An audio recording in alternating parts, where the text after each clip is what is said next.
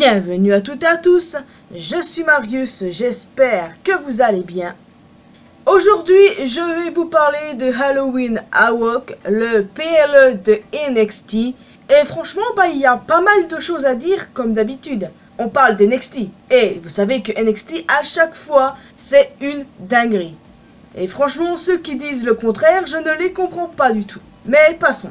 Alors nous allons évidemment parler de ce show fantastique et parler aussi de ce qui me dérange un peu. Oui, parce qu'il y a une petite chose qui me dérange, ça concerne le Main Event. Mais bon, voilà, en soi, ça ne change en rien mon avis et mon ressenti sur ce show formidable. Alors nous allons tout de suite en parler et commencer par le premier match qui était une dinguerie. Non mais oui, ça a vraiment commencé fort. Il s'agissait du 5-way ladder match pour le NXT North American Championship entre Nathan Frazer, Oro Mensah, Carmelo Hayes, Wesley et Von Wagner. Alors là les amis, une grosse dinguerie. Évidemment, ça m'aurait pas dérangé de voir Carmelo champion pour la 3e fois. Mais je voulais à tout prix voir Wesley champion. Parce que j'adore ce gars-là. Enfin, il a la définition même du mot gentil. Et à mon sens, il mérite clairement de devenir champion. Et c'est ce qui s'est passé les amis. Et j'étais vraiment heureuse pour lui. Et voilà, j'espère qu'il va être champion un bon bout de temps. Et j'ai hâte de voir sa première rivalité. Contre qui ça va être? Est-ce que ça va être contre Von Wagner? Concernant ce dernier, il y a des rumeurs de call-up au roster principal. De même pour Carmelo. Lui, il est fait pour le main roster, il n'y a aucun doute là-dessus. Potentiellement Charlie Dempsey, parce que le mec, on ne le voit plus depuis un moment, donc j'aimerais bien que ce soit lui. Alors, maintenant, ça reste à voir, mais franchement, je suis trop contente pour Wes. Il le mérite à 100%. Alors, le match suivant était entre Apollo Crews et Grayson Waller. Un casquette match. Franchement, bon, c'était peut-être le match que j'attendais le moins, avec un résultat prévisible à mon sens, avec une victoire d'Apollo Crews. À mon sens, c'était logique, il n'y avait pas d'autre alternative. Et du coup, je me pose pas mal de questions pour la suite, notamment concernant Grayson Waller. Certains évoquent la possibilité que Waller fasse partie du nouveau groupe, de la nouvelle faction de Bray Wyatt. Alors techniquement, on ne sait pas si Bray Wyatt va avoir une faction, ça reste encore incertain, mais certains l'évoquent. Et du coup, ça reste possible. Mais en soi, je ne veux pas de Waller dans le groupe de Bray. Pourquoi? Parce que Grayson est très bien comme il est. Je vois pas l'utilité pour être honnête. Maintenant, reste à savoir quelle va être la suite pour ces deux catcheurs.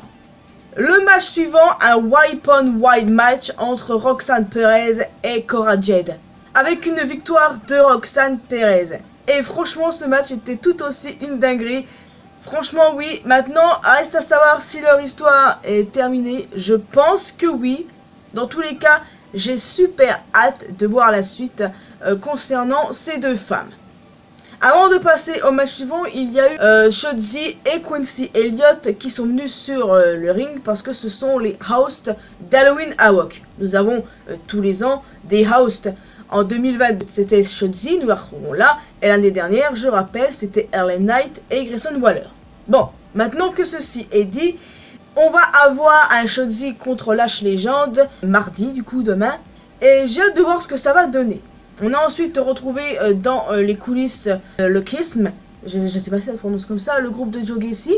Et franchement, il est temps qu'on voit l'encapuchonné en rouge. Hein. Vraiment, il est temps. Je mise sur Isla Dawn, mais c'est peut-être à Ophé Walkyrie ou bien Blair Davenport qui a totalement disparu, tout comme Charlie Dempsey, comme je mentionnais tout à l'heure, ou encore Tyler Bate. Donc voilà. Ensuite, nous sommes passés à l'ambulance match entre Julius Creed et Damon Camp. Je rappelle que si Julius perdait, Brutus devait quitter NXT. Et bien évidemment, il n'allait tout de même pas séparer les Creed Brothers. Donc, victoire de Julius qui a pris sa revanche sur Camp. Et ça fait plaisir. Je m'attendais à voir Roddy débarquer, moi. C'est pas ce qui s'est passé.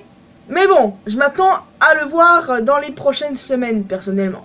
Donc voilà, c'était vraiment un très bon match. Et en plus de ça, mais Julius m'impressionne de ouf. Ce mec est vraiment incroyable. J'adore les Creed Brothers. Clairement, je sais pas, je trouve qu'ils ont vraiment du charisme et qu'ils en imposent beaucoup. Et franchement, eux, dans le roster principal, ils fonctionneront. Ça, c'est sûr à 100%, aucun doute là-dessus. Alors, ensuite, on passe au NXT Women's Championship entre Mandy Rose et Alba Fire. Je tiens à préciser que j'ai particulièrement adoré la partie où Alba martyrisait Toxic Attraction dans une maison hantée. Enfin, j'ai particulièrement apprécié ça. Ça me rappelle pas mal ce qu'il y avait eu l'année dernière, du coup, avec Johnny et Dexter, qui s'en prenaient à Melo et Trick. Donc moi, j'aime bien ce genre de choses. Donc c'était kiffant. Moi, j'avais pronostiqué Alba Fire. J'avais pronostiqué ça parce que j'adore Alba et personnellement je voyais vraiment beaucoup de potentiel en elle pour détrôner Mandy. Mais c'est pas ce qui s'est passé parce que Mandy, à mon grand étonnement, a conservé. On se demande grâce à qui? Mais dans un sens, c'est plutôt logique parce qu'ils ont vraiment envie de construire Mandy comme une femme extrêmement forte. Puis à chaque fois qu'elle défend son titre, elle en sort victorieuse. Bon, souvent grâce à l'aide de DJ et JC, mais bref. Je sais qu'il y a pas mal de gens qui en ont marre. Pas moi, non, clairement pas moi. Parce que j'adore Mandy, en championne, elle déchire, elle s'améliore de ouf à chaque fois. À mon sens, elle le mérite. Et en plus, ce qui m'a énormément touché, c'est qu'elle est dédiée sa victoire à son frère décédé quelques semaines auparavant. Son frère Richie. Durant 2 semaines, on ne l'avait pas vu à NXT. Et du coup, c'est parce qu'elle avait perdu son frère et cette victoire lui a dédié. Et rien que ça, je ne peux pas être furieuse de la victoire de Mandy. Maintenant, reste à savoir qui est la prochaine challengeuse de Mandy. Si Alba n'a pas réussi, qui d'autre? Parce que Alba va peut-être monter dans le roster principal elle aussi. Alors, il faut trouver quelqu'un d'autre. Peut-être Roxanne Perez? Ou bien Nikita Alliance, si bien entendu elle et Zoe Stark n'arrivent pas à battre les championnes par équipe Katana Chance et Kaden Carter, parce qu'il y a un match dès demain à NXT entre les deux équipes.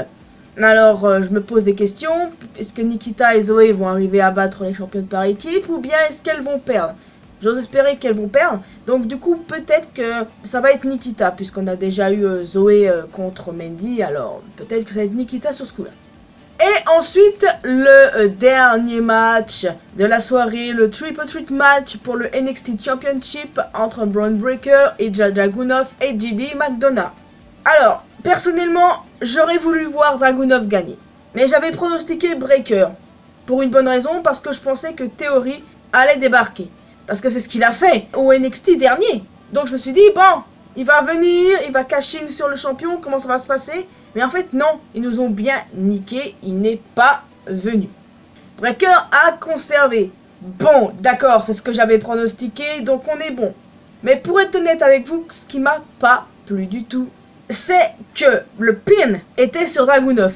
Et les gars, c'est clairement ça qui ne m'a pas plu. Pourquoi? Pourquoi est-ce que je suis en colère après ça? Pourquoi? Eh ben, la réponse est simple, les amis. Dragunov est pour moi la définition même du mot badass. Ce mec est extrêmement badass. Il encaisse la douleur comme personne. Il a battu Gunther quand même. Précisons-le. Donc, pourquoi est-ce qu'il a pris le pin? Je vois pas beaucoup de gens en parler. Bron Breakker est le champion. Il faut bien entendu qu'il soit fort parce que c'est le champion. Et comme il est fort, il doit pin l'autre personne forte qui est Dragunov. Raisonnement plus ou moins logique. Mais ça ne me plaît pas du tout. Parce que j'adore Dragunov. C'est mon lutteur préféré d'NXT actuellement. Alors ça me fait littéralement chier qu'il ait pris le pin.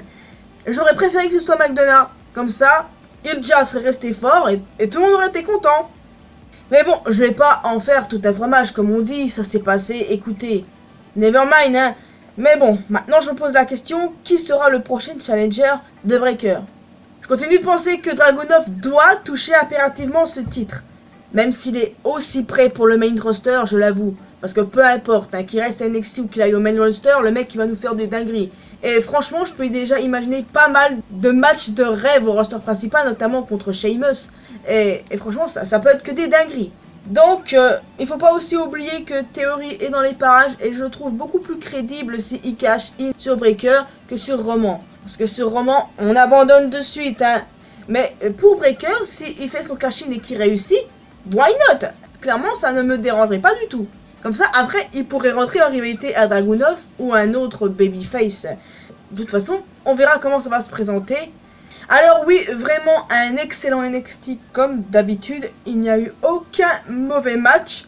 Ah, et à un moment, on a eu une vidéo intéressante avec le masque de T-Bar qui prend feu. Et les amis, ça sent trop bon. On va bientôt retrouver Dominic Dijakovic. Ah, bon sang. Je suis trop contente. Et à NXT en plus. Ça, c'est génial. Il va nous faire des dingueries là-bas. Et pourquoi pas lui, le prochain challenger de Breaker. Oh, oh, oh, oh, oh.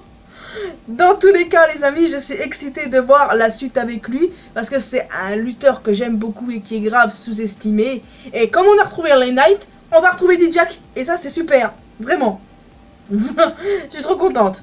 Donc voilà, il y a pas mal de questions qui nous laissent en suspens suite à Halloween Havoc, qui ira dans le main roster, qui seront les prochains challengers des champions.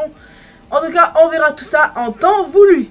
Donc voilà les amis, je vous laisse officiellement ici. J'espère que vous avez apprécié cette vidéo. N'hésitez pas à me dire ce que vous avez pensé de ce Halloween Havoc. Quel a été votre match préféré? Parce que clairement, ça se joue entre l'opener et le main event. Hein. Il n'y a pas de doute là-dessus. Et bon, vous pouvez laisser un pouce bleu, c'est toujours encourageant. Vous pouvez également me retrouver sur mes réseaux sociaux, Facebook, Twitter et Instagram.